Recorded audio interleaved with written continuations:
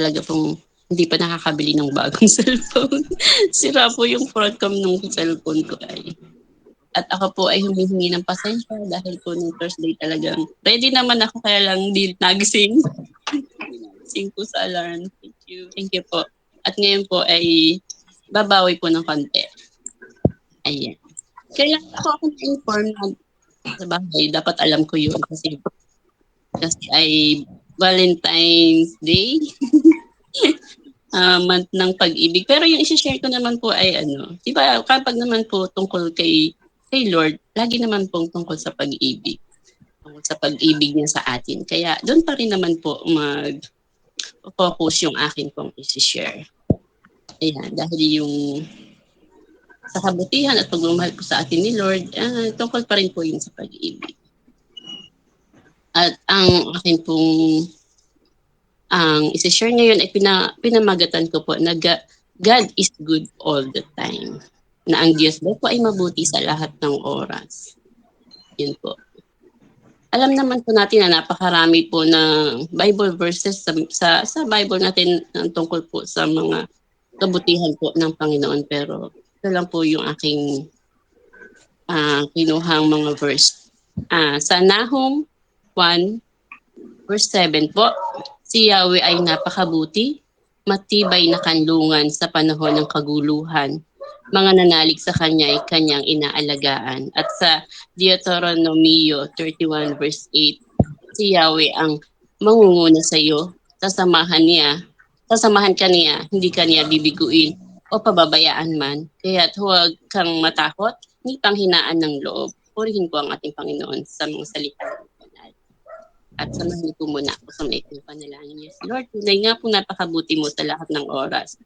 Ikaw lamang po, Lord, ang pinakadakila sa lahat at ikaw lamang po, Panginoon, ang dapat naming sambahin, sampalatayanan at pasalamatan sapagkat, Lord, lahat ng kabutihan ay binibigay mo po sa amin ng mga anak mo. Lord, salamat po sa umagang ito. Sa muling pagbibigay mo po sa akin ng pagkakataon ng magpahayag ng iyong mga salita. Isa po itong malaking karangalan sapagkat muli ay pinaunlakan niyo po ako na magamit mo ngayong umaga. Lord, pangunahan mo po ako at gamitin ang aking bibig upang maipaunawa sa aking mga kapatid kung gaano ka po kabuti sa lahat ng oras. Patawad, Lord, kung minsan ay di namin ito napapahalagahan. Patawad, Lord, kung minsan ay di namin napapansin ang mga mabubuti mong gawa sa buhay namin. Kaya naman, Lord, sa lahat ng mapagdinilayan namin ngayong umaga, nawa po ay bigyan mo kami ng sapat na pangunawa at kaalaman upang magamit at ma-share din namin sa iba ang mga kabutihan mo. Salamat, Lord, at patawad po. Ito po ang sagot sa langit sa pangalan ng anak. Amen. Sisters, kamusta nga po? Kamusta nga po kayo at kamusta po ang ating mga puso? Ayan. Kailan po ba natin naramdaman sa sarili natin na kay buti po ni Lord? Na palagi talaga siyang nariyan upang gawan tayo ng kabutihan. May na-experience na po ba tayo sa buhay natin na iniligtas tayo ni Lord sa kapahamakan? Na nasambit natin sa Kanya na, Lord, thank you po. Masasambit natin na, oh Lord, you are so good all the time dahil palagi niya tayong isinasalba sa problema at sa kapahamakan. Ako po, sa experience ko po ay, yun, medyo madami na po talaga akong na-experience na ako ay palaging nililigtas po ni Lord. Lalo na po lalo na po sa pagmumotor ko na experience ko na po na mag-slide na nasabi kahit nag-slide ako at nagasgasan na bakla sa aking tuhod, nasabi ko pa rin po na thank you Lord dahil yun lang po yung nangyari sa akin. Sabi ko, thank you Lord dahil nung nangyari po yun, wala po talagang dumaan na sasakyan. Ako lang po yung nasa kalsada.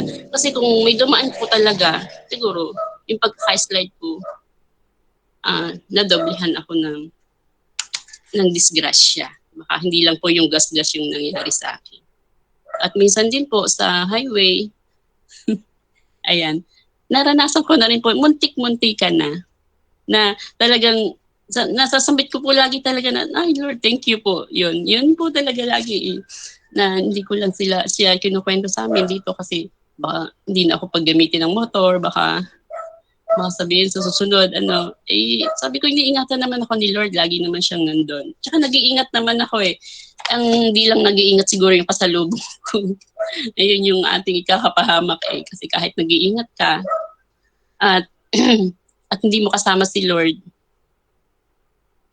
mapapahamak ka talaga. Kaya kailangan, bago umalis, Lord, ingatan mo po ako. Ganun naman po ako, Lord, ingatan mo po ako sa aking pagbiyahe, makarating po nawa at makauwi ng bahay ng ligtas. Yun po. Yun naman po lagi yung ginagawa sa akin ni Lord. Inaalagaan niyo po ako palagi. At meron din po akong napanood sa Facebook na gusto ko rin pong ikwento sa inyo. Siguro napanood nyo na rin po, pero ikukwento ko pa rin po. Ayan. Tungkol po ito sa isang hari at sa kanyang assistant. Sa isang malaking kaharian daw po, meron pong isang assistant na paborito ng isang hari. Itong assistant daw po na ito ay mapagkakatiwalaan at palaging kasama ng hari. Kaso lang po may isang problema itong hari. Medyo naiinis na ito sa kanyang assistant dahil ang assistant niya palaging nagsasalita ng God is good all the time. Kasi po, paborito niyang sabihin. Pero hindi lamang yun. Naiinis na yung hari dahil laging ayun yung sinasabi ng assistant. Pero kahit naman naiinis yung hari, hindi na niya pinapakailaman dahil wala naman daw masamang naidudulot yun. So itong assistant niya, nung nanakawan siya, ang palagi niyang sinasabi, God is good all the time. Nanakawan na nga, pero yun pa rin yung sinabi niya. Siguro, dahil gamit lang yung nawala sa kanya at hindi siya napahama or sinaktan. Kaya yun yung nasambit niya. At nung malaglag yung assistant niya sa kabayo, ganun pa rin po yung sinabi, God is good all the time. Yan. Siguro dahil, kaya nasabi niya yun, dahil nalaglag nga siya pero hindi naman siya nabalian. Wala pa rin masamang nangyari. Nung nasunog yung bahay ng assistant niya, ganun pa din ang sinabi ng assistant niya. God is good all the time. So, kinabukasan, nag-decide yung hari. Yon. Siguro kahit dahil nga nasunugan, yun pa rin yung sinabi dahil siguro walang tao sa bahay nila at yun pa rin siya napahamak. Ayun po. Tapos kinabukasan, nag-decide yung hari na mag-hunting kasama itong assistant kasi palagi niya itong kasama. At habang nag-hunting sila sa kagubatan, na aksidente yung hari, naputol yung dulo ng daliri ng hari. And guess what nga po? Kung ano sabi ng assistant niya. God is good all the time pa din. Ayan. So, this time nagalit na talaga yung hari. Sinabi niya doon sa assistant niya, grabe ka. Naputol na nga yung dulo ng daliri ko tapos God is good all the time pa sasabihin mo. Anong maganda doon? Sabi niya. Ganun din ba yung sasabihin mo kapag naputol na yung ulo ko? Ayun, yung tanong ng hari.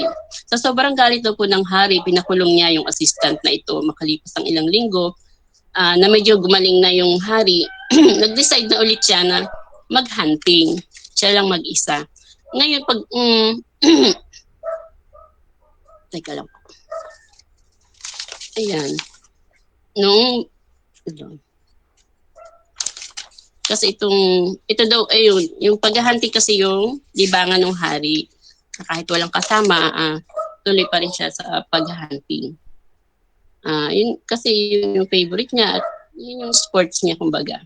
Nag-hunting ulit siya sa kagubatan at sa kasamaang palad, nakidnap siya